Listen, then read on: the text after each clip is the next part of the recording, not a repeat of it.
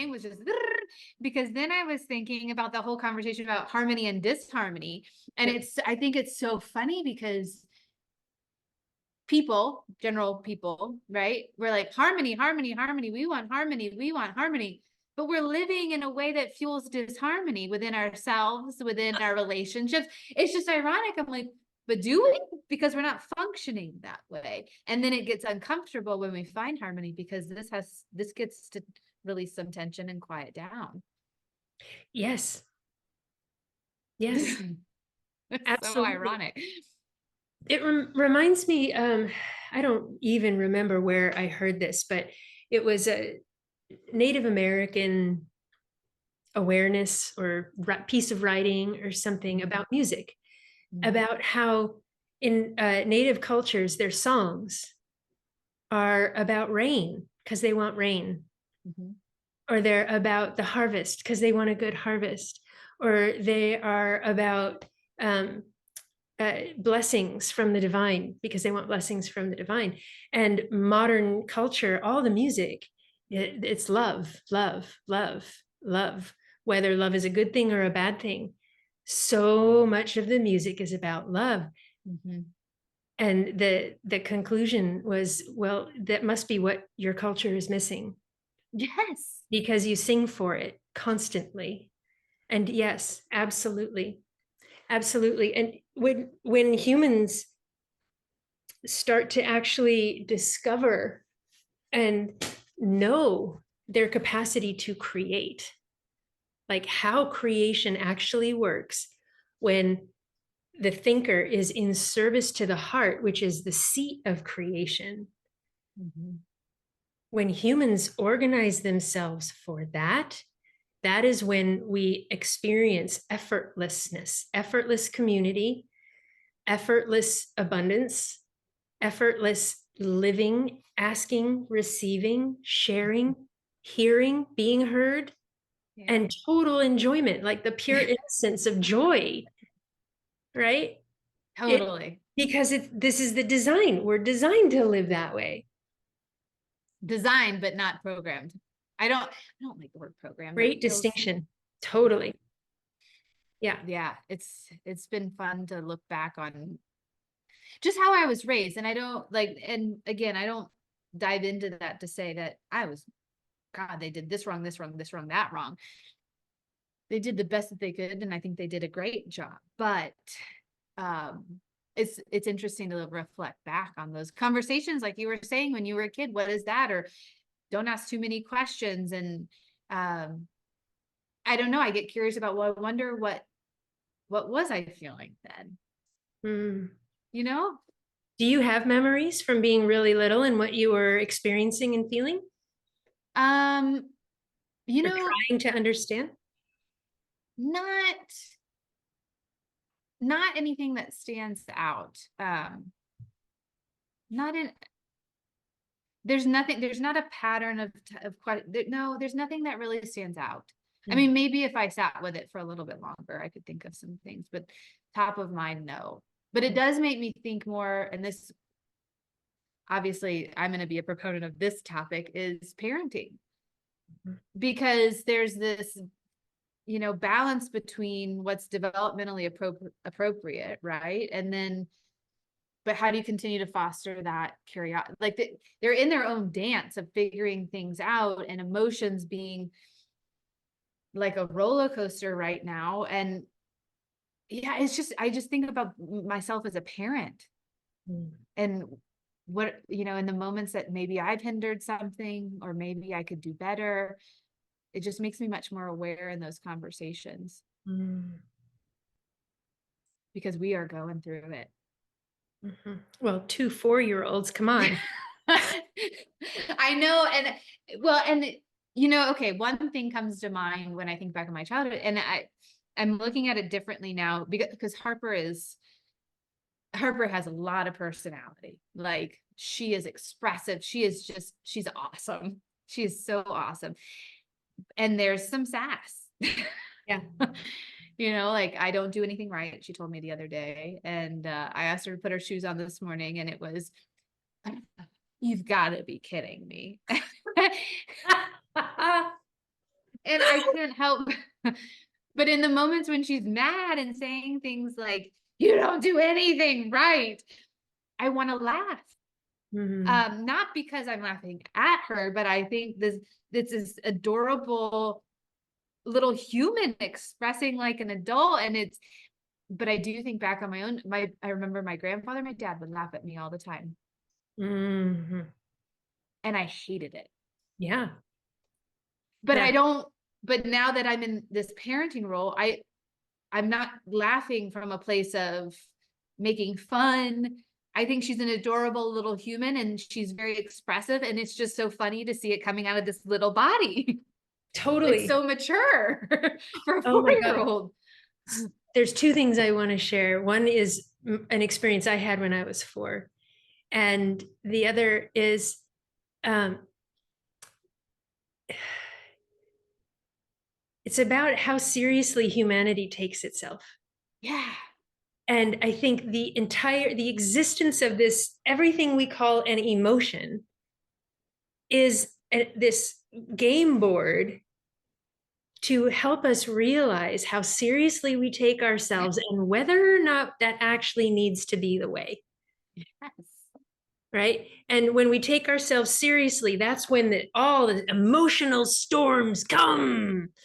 And you can't tell me not to, They're real. Yeah.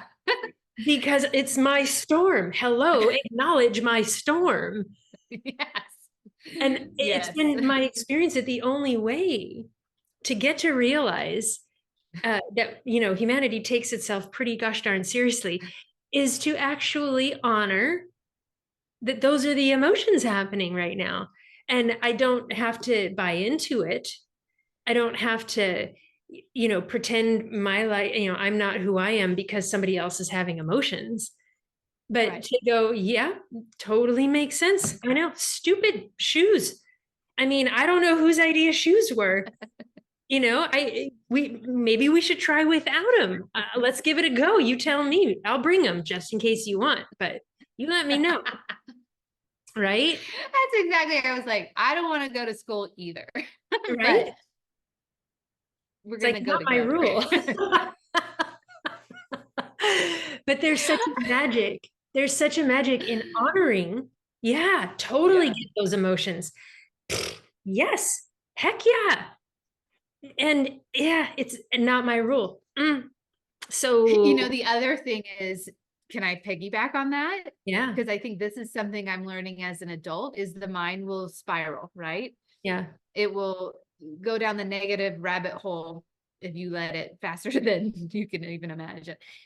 And so sometimes I'll like with heartburn, I'll acknowledge I know that really made you upset today. Like, oh, it wasn't that so frustrating. Gosh, I know, blah, blah, whatever it was. And then sometimes there's this like, it goes on and it goes on and it goes on. And then that's where I'm like, okay, where's the right timing to say, totally get it, understand, the emotions are totally valid, but Mhm. we got to shift our perspective on this, right? Mhm. To not perpetuate. I guess I get worried that I'm going to, what's the word I'm looking for? Almost encourage this bad pattern I've seen in myself Which of which thinking about the negative, being caught up in the negative, right, having the emotion that of course, yeah. but then letting it be like a cloud, right? Okay, well there it went, but then let it go. Now by being caught up in the negative, are you talking about not letting go of the cloud? Yeah. Holding Thank on you. to the cloud? Okay. I want to get rained on today. That's awesome. That is you know awesome. because I caught myself the other day and I was like down a rabbit hole, and luckily I was like, whoa, where are you going? That's Yeah, not benefiting me right now. yeah. I wonder then what it's like to like stand back and offer some clarity about, all right, well, let's look at what happens if we hang on to our cloud. Like where do we see that taking us? And you just Yeah. daydream it. right? Yeah. And then you go, all right, so okay, now let's daydream what happens if we let the cloud go. That is a great approach. And then everybody's free to create and see their own wisdom, right? Yes. To go, Yes. And she gets there on her oh, own, which is the most important. it's so empowering, right? Because there's nobody giving you an answer, nobody telling you you're wrong or pushing you or whatever, but you're actually, as mom, you're actually honoring, like, you got your own wisdom in there, but let me help you look through it. Let's finger paint with this a little bit, Yeah. and Yeah. then you can start dropping in the seeds, like, well, let's create the path we want next. Yeah. How do we want to feel? I Okay, like that. let's look at what we've got. And Mm-hmm. so, and then it teaches, I love it for little ones, because then we're teaching them how to think, Mm-hmm. and pointing their thinking at their own wisdom, Mm-hmm. rather than telling them, here's how to get it right. Well, if you want people to like you, you probably should get over it, you know, which is just Yeah. devastating. And then the kids are like, oh, okay, nobody's Yeah. like me when I'm honest. Well, that's weird, right? Which goes to when I was 4, I didn't understand this concept of lying, Mm. right? Because I was told lying is when you don't tell the truth, when you say something different than what's happening. And I'm like, all right, that's bad. Not supposed to do that. But then I see the adults doing it all over the place, right? But you're 4. I didn't know how to express myself because I was 4. And Exactly. I only knew what I knew. And it probably was kind of a lot like Harper, honestly, with a lot of, oh my God, like divine indignance, right? Like, how could you be this way? You're supposed to be the adult, I imagine I was not particularly easy, but on this particular day, something unfolded where, I don't know, my brother and I were hitting each other with sticks or something. I don't know. and, and my dad walked up to me and he said, Kerri, did you hit your brother with a stick? And I remember clearly, like, stopping time, going into my mind and going, all right, I'm going to play with this. Yep. Normally, I would say yes because it was true. Yes. But I've told the truth before and gotten punished anyway.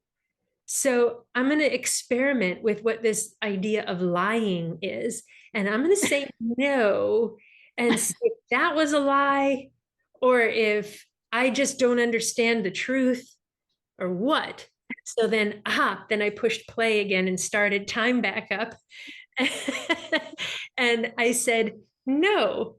Well, that was the wrong answer if you don't want to be spanked and punished and scared out of your mind for not understanding what lying is and trying to figure out what lying is.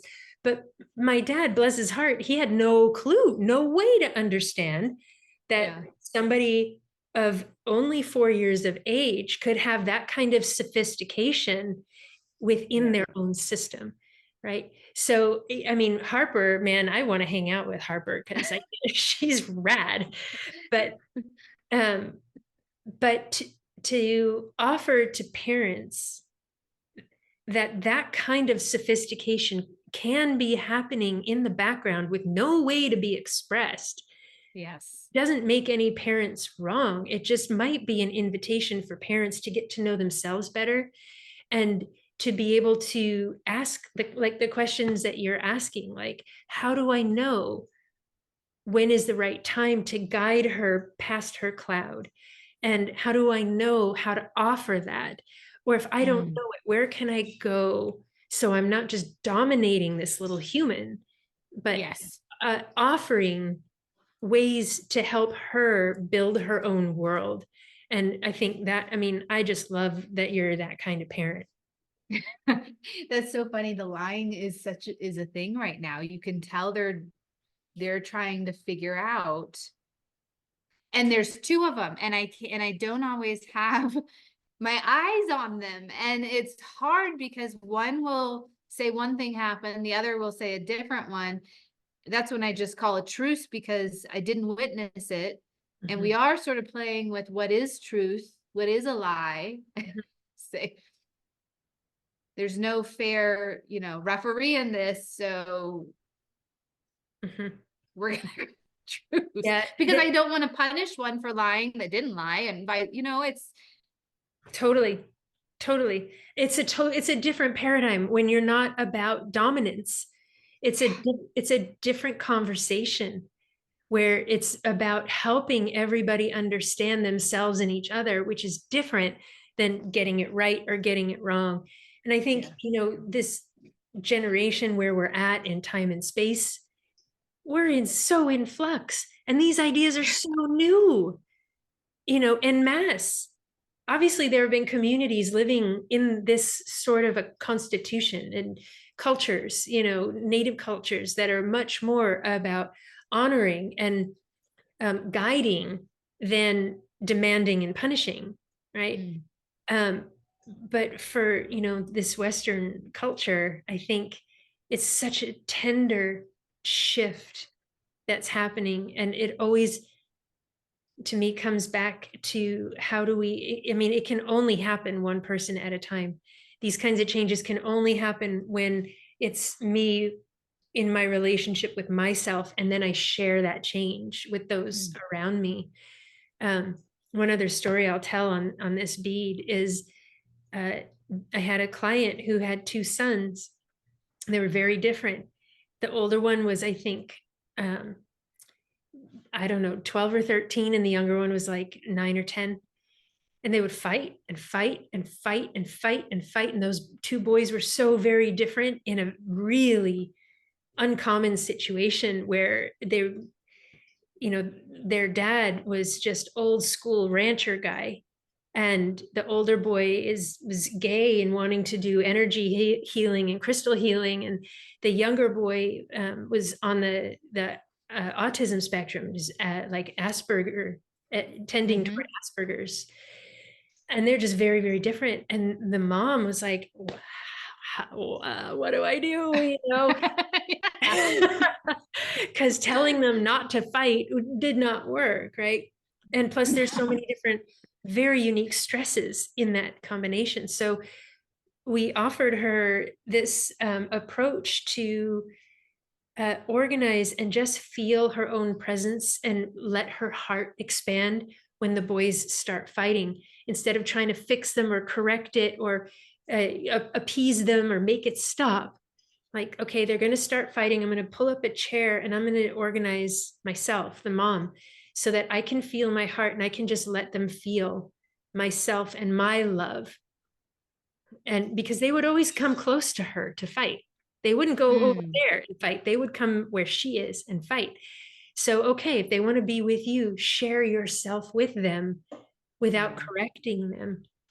And she called me one day and she's like, oh my God.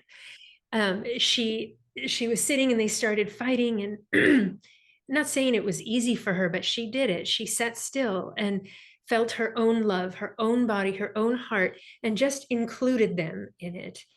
And the fighting turned from I hate you to, well, I just don't like it when you do that. That's awesome. And then, okay, well, then what do you want me to do? Well, I think you should do this, and then we could go do that. Oh, well, can I bring this? Yeah. Okay. And then they went off and they did it.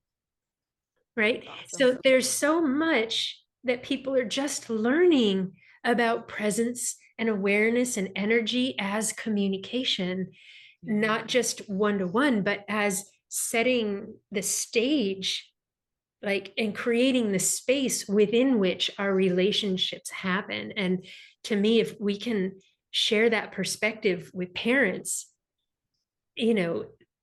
maybe it'll just give a tool that feels both nourishing and generous at the same time. Yes, that's well said. Yeah, that's exactly how it feels. Hmm.